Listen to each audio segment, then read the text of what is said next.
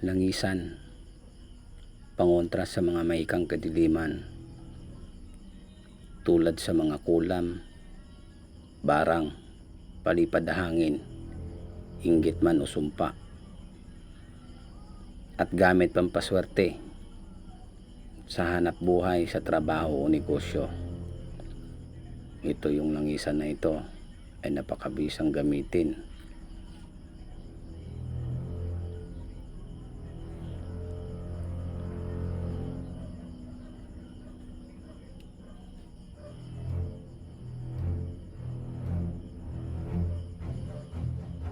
May kasama na po itong tagupaypay.